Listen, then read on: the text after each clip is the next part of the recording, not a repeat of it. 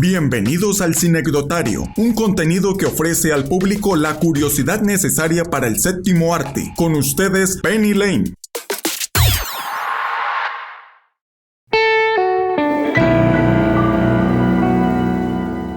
Bienvenidos al Cinecdotario, el espacio donde las películas no terminan cuando bajan los créditos.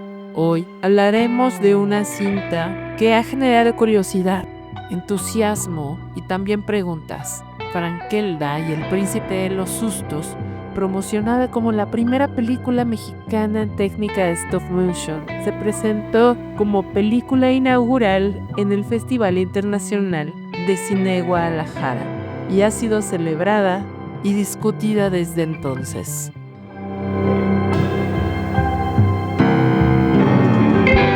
¿Qué pasa cuando un personaje querido en plataformas salta a la pantalla grande? ¿Y qué pasa cuando ese salto intenta convertirse en un símbolo de innovación, técnica, voz autoral y referencia de identidad nacional?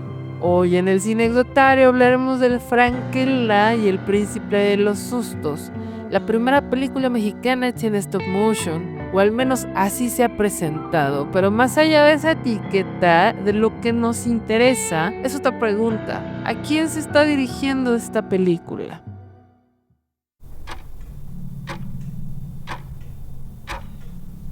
¿Qué pasa cuando una ópera prima lo que quiere decir es todo al mismo tiempo?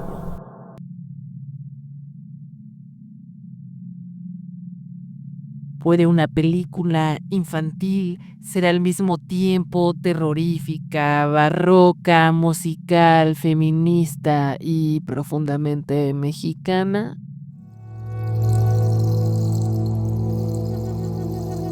Frankelda es una niña con vocación literaria. Escribe cuentos de mundos oscuros, de pesadillas vivas, de realidades paralelas, alimentadas por el dolor humano.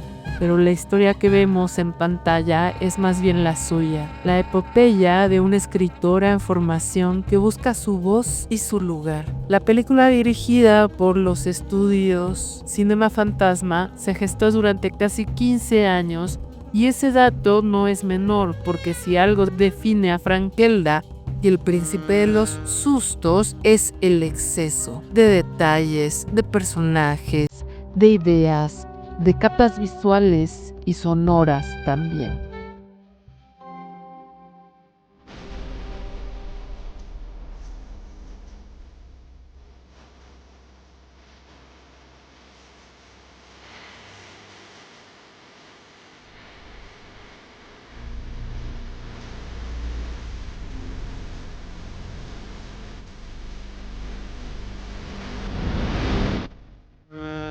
Una historia que viene de una plataforma se convierte en un largometraje musical, se estrena en el Festival Internacional de Cine de Guadalajara en su 40ª edición y busca ser todo esto a la vez.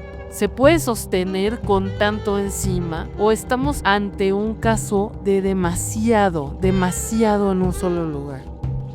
¿Eso es bueno? ¿Eso es malo? Pues depende de cómo la queramos ver. No olvidemos que esta es una ópera prima y que lo que viene después de ser todavía más impresionante, más maduro, tendría que ser más sólido.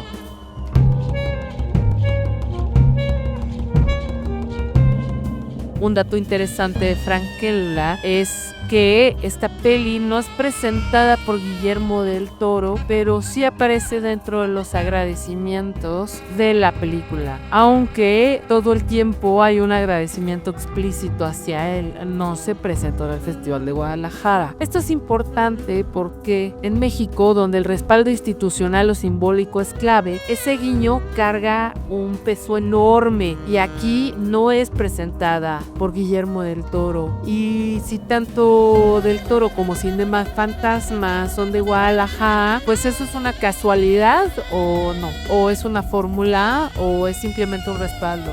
Lo cierto es que Frankelda llega en un momento donde la industria del cine animado en México necesita referentes locales de alto nivel técnico y esta película, con todas sus virtudes y defectos, es uno de ellos.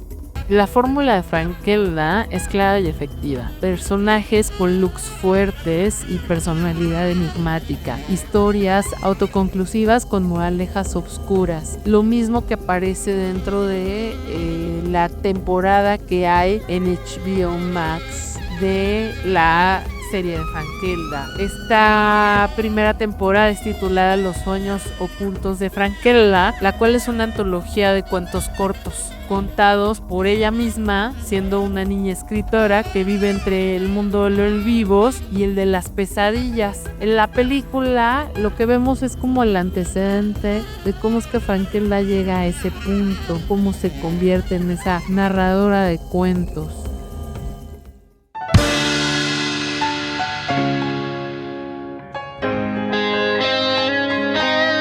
Vean Frankella, critíquenla, disfrútenla o discútanla, pero sobre todo entiendan que es una película que quiere decir mucho y eso ya es valioso porque nos obliga a pensar, a preguntar, a imaginar lo que viene y si el terror, el amor, el barroco, las pesadillas mexicanas son parte del camino, más vale que estemos listos. ¿Por qué? Pues porque esto genera una historia sumamente cargada visualmente, sonoramente y incluso hablando de las texturas.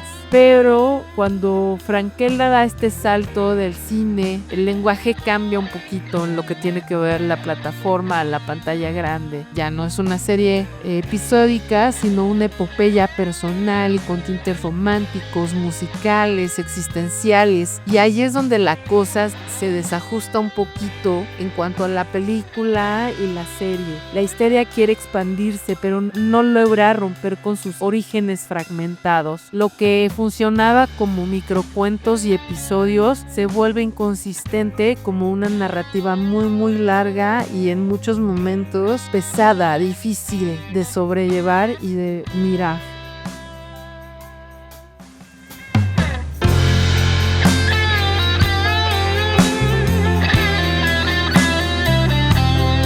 Visualmente la película es una joya técnica hecha en Guadalajara por los estudios, como ya les dije, Cinema Fantasma. Frankella, el príncipe de los sueños, es un homenaje al detalle, al trabajo artesanal y a la animación con alma y con manos. Cada personaje, cada objeto, cada sombra está animada cuadro por cuadro. Y eso en una industria como esta, como la mexicana, donde lo digital lo devora todo, es un acto de resistencia, ¿cómo no? Pero esa belleza también puede llegar a ser su problema.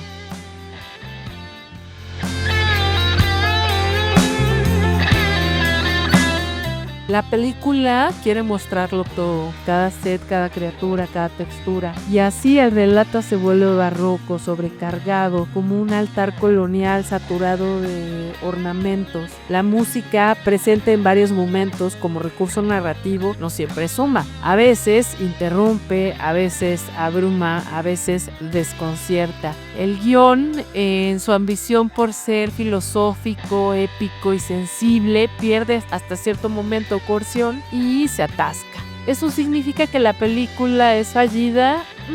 No del todo, es valiente, es única y marca un hito. Pero también es un caso de sobreinversión estética sin equilibrio narrativo. Y eso, como curadora, me impresiona porque habla de cómo las óperas primas pueden ser trampas de ambición, especialmente cuando cargan con etiquetas como la primera película mexicana hecha con stop motion. Esa presión institucional e industrial puede ser creativamente paralizante.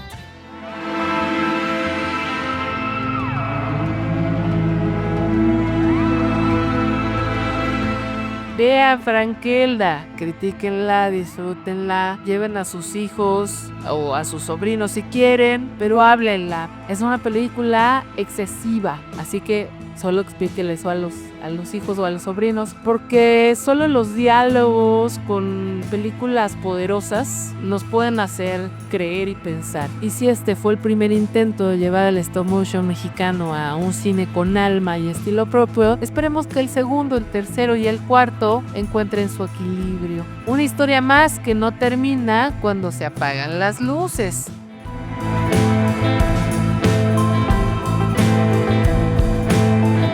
Hay algo interesante y conflictivo en cómo Frankella aborda la oscuridad. A diferencia del terror infantil anglosajón, aquí el miedo no es un obstáculo, sino un insumo creativo. Las pesadillas alimentan el mundo, lo que asusta nutre, y eso es profundamente mexicano. Pero esa idea tan rica se diluye entre subtramas de amor, búsquedas de identidad, muchísimas explicaciones de cómo funciona este submundo, más los flashbacks y las canciones. Se nota que hay un deseo por hablar de empoderamiento femenino, de la lucha por encontrar una voz propia como escritora, de autonomía y demás, pero todo esto se dice desde una estructura tan saturada que pierde impacto.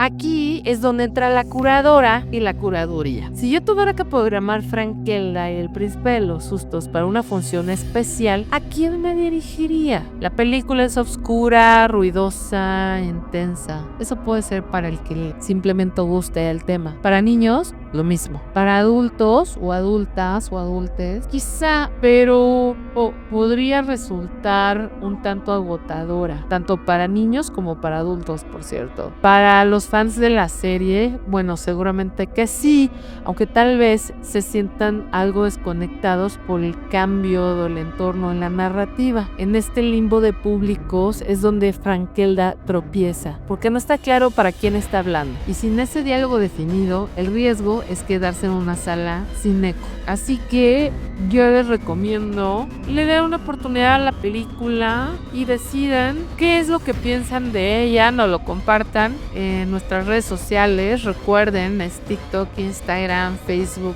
YouTube, Acast y Spotify, donde nos pueden decir si han visto la serie, si notan las diferencias o si definitivamente marca todo el precedente imaginativo que le ponen encima a la película a través de su marketing. Espero que tengan oportunidad de verla en las salas, porque todo el contenido que estuvo en el Festival Internacional de Cine de Guadalajara este año va a estar también dentro de la programación de las salas de cine comercial en el interior de la República y la Ciudad de México, así como en Cineteca Nacional. Sin más, solo me queda agradecerle a Gil Sánchez por su trabajo de embellecimiento y producción dentro de este capítulo, y pues nada, espero que nos escuchemos pronto y puedan comentarme lo que opinan de esta peli. Les mando besitos, les deseo buen cine.